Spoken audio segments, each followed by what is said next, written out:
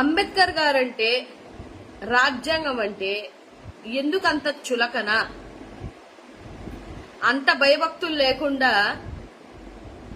పెద్ద పెద్ద న్యాయస్థానాల్లో కూడా రాజ్యాంగానికి లోబడి ప్రమాణాలు చేయించి ఇంత చేస్తున్నారు అని అంటే మీకు 1% అన్న భయం లేదేమో అని ఒక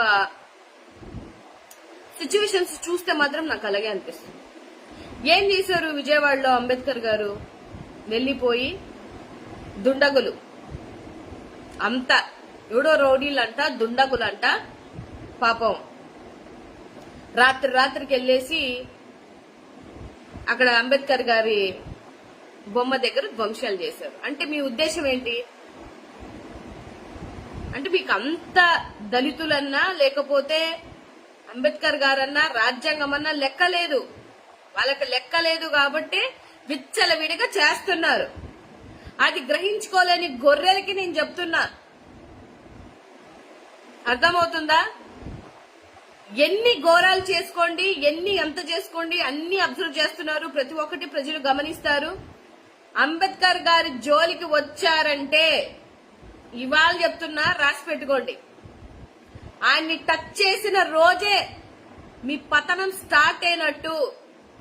ఇంకా 5 ఏళ్ళు ఉంది కదా, ఇంకా ఏమో చేసేసుకోవచ్చు కదా అనే ఆలోచన దృక్పథంతో ఉన్నారేమో. నేను ఇవాళ చెప్తున్నా, ఎవరైనా ఈ వీడియో రికార్డ్ చేసుకోవాలనుకున్నా రికార్డ్ చేసుకోండి, నష్టమైతే ఏం లేదు. అంబేద్కర్ గారి విగ్రహాన్ని టచ్ చేసిన రోజే మీ పతనం స్టార్ట్. ఆ విషయం మీకు కూడా తెలుసు. సెక్యూరిటీ లేదా అక్కడ? ఎలాగొస్తారు దుండగులు? ఏ విధంగా వస్తారు? ఏ ప్రభుత్వానికి రెస్పాన్సిబిలిటీ లేదా? చెప్పండి పోనీ. అంత పెద్ద విగ్రహం దగ్గరికి చొరబడి అంటే ఎంత ధైర్యం ఉండాలి వాళ్ళకి? అది చేసిన బెదవలకి చెప్తున్నా నేను, ఎట్టి పరిస్థితిలో వాళ్ళను వదిలే ప్రసక్తే లేదు.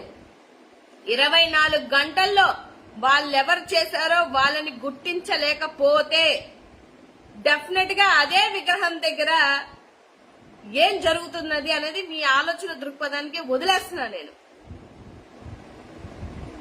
ఎంత కుట్ర జనాలకి! అంబేద్కర్ గారు ఏం చేశారయ్యా నాకు అర్థం కాదు.